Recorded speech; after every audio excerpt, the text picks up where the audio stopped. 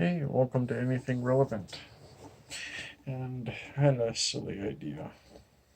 A silly idea that is probably already in some sort of existence already with a different name. But my silly idea is, how do you change? How do you change a country? How do you how do you get a group of people to start wanting something different? We currently use economic pressure, sanctions, military presence. We do a lot of things as as the West, quote unquote. Whether we're intervening, calling it a police action.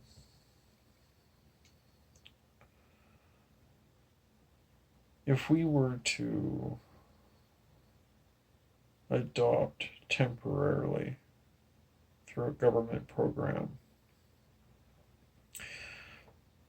random families of of other countries that are under a lot of political pressure and inhumane conditions.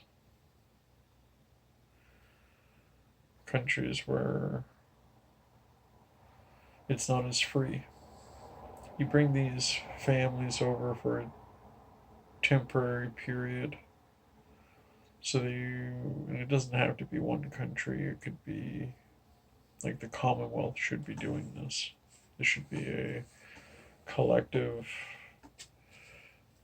involvement to do this.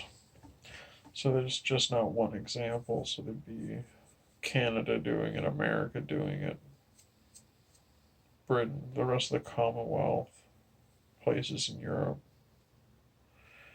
Any nations that are legitimately free should be involved in this program, taking in random families for a short time, not too short, long enough for them to experience the difference.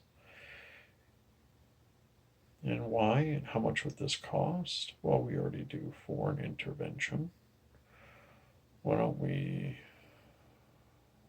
if we're going to put more money in, do programs like this, reallocate money, which would be very harmful to the military involvement, in my opinion. Operations already going. Probably running razor thin with what they have anyway. So I don't want to dig into that. Why don't we add? We're already wanting to increase the budget anyway. Why don't we do a different program? So we do this program. Well, what's the benefit? You take these people in from very authoritarian style governments, and they go home to do what? Well, the idea is to put the idea in their head that you can live differently. People can be governed differently. People can conduct themselves differently when you have,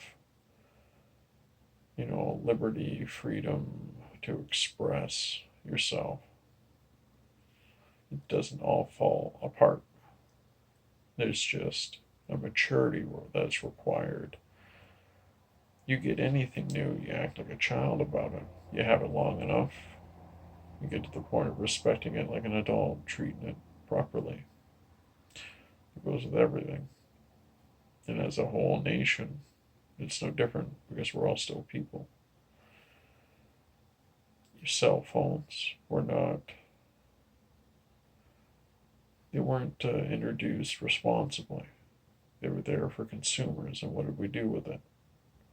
Like children, we ran the cell phone into the direction that we did because there were no parameters set up ahead of it. It just grew with the demand, grew with the desire, with the wants. It fed what humans do. Is there harm in it? I don't know. The harm isn't my point. My point is that if you just get people from these areas and you bring them out of their own, I'm going to say, unpleasant environment where the death penalty is active, where repression is prominent, dissension is a scary word. These people need to leave that area for a while, see how the rest of the world lives, and they can bring that idea back. It would be better if people were able to public demand and vote their way to change than us having to militarily occupy and alleviate resources at the same time to justify involvement. It's just not working. That doesn't mean it's failing either. I think there's many plates that need to be spun, to be honest. And then with the success, you don't care if certain plates stop spinning. If the program of, and it's not even westernizing really, it's modernizing. Maybe that's dangerous to put it that way. I don't think it is. But if you were to modernize the unmodern nations just to show that there's options, then maybe that's where you get world peace. Maybe that's where you get unity. Unity in basic human decency. I don't know. Basic law, basic human standard. I don't know what you want to call it. But if anything is going to unify the world, I don't think it's going to come from politics.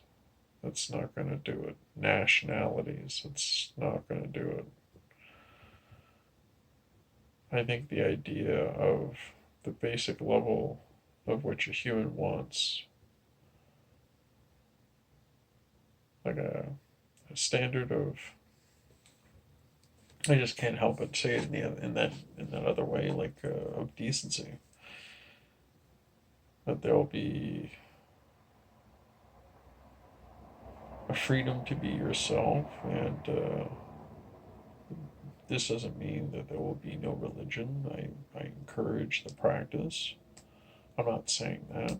I'm saying freedom in the truest sense. Be yourself. Well, and you don't hurt anyone, of course, but that goes without saying. It's just you gotta get the bug of not tolerating authoritarianism. It doesn't work. We're not we're not in the dark ages anymore. We're beyond that.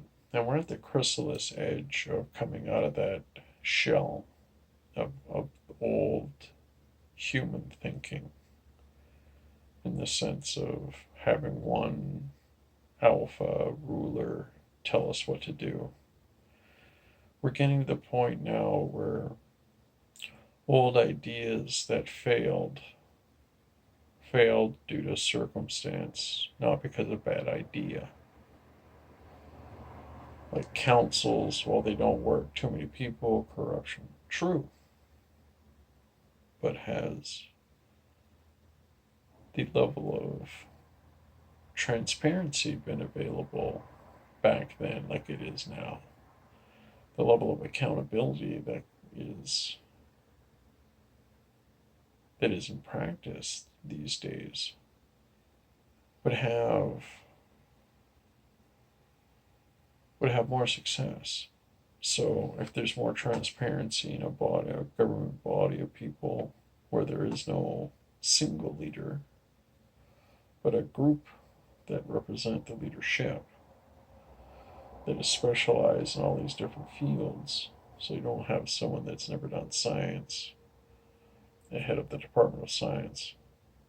Obviously, don't do that. Have a scientist. Stuff like that, where you get a group of people working together that deal with the problems. There's transparency involved. There's polls taken, the whole gambit. So we're not, as a people, blind to what's going on, but we're not overworked with our involvement with the government.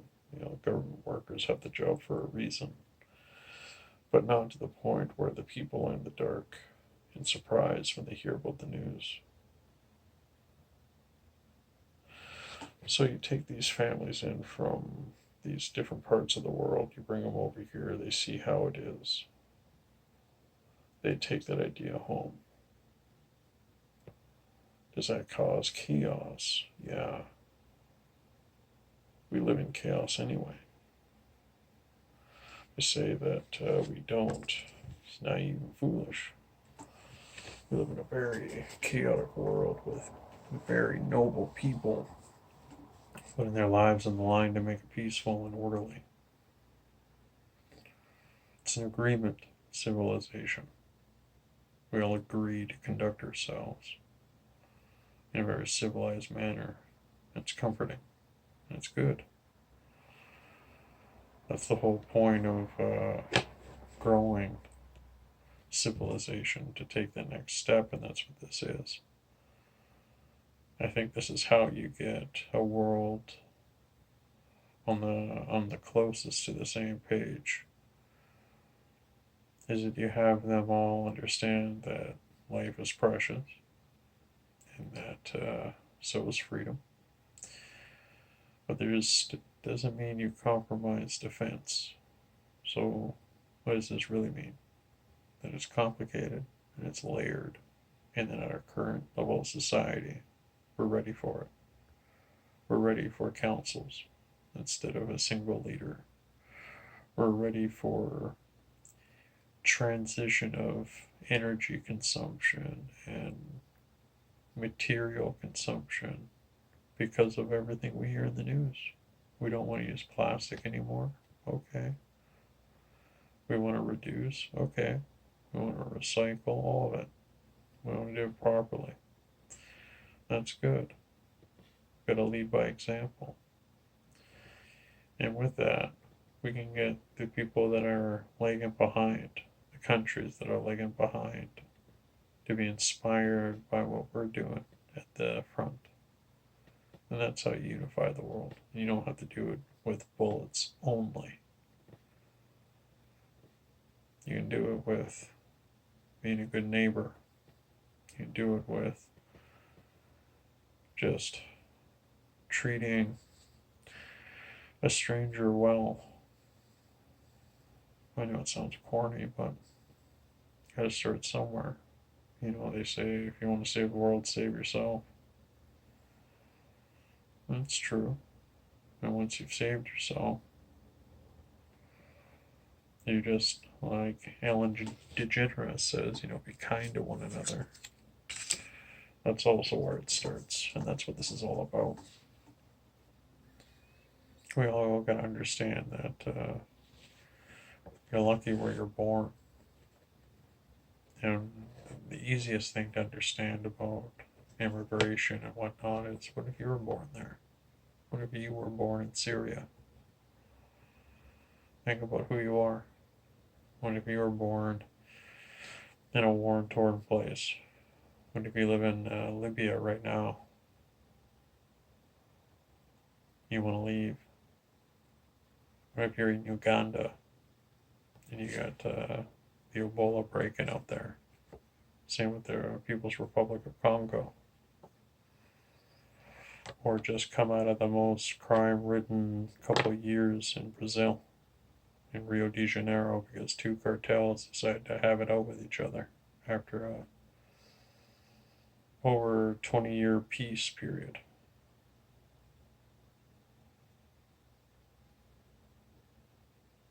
You can't pick where you're born, and to judge someone fleeing another place, it's as equivalent of yelling at people running out of a house fire.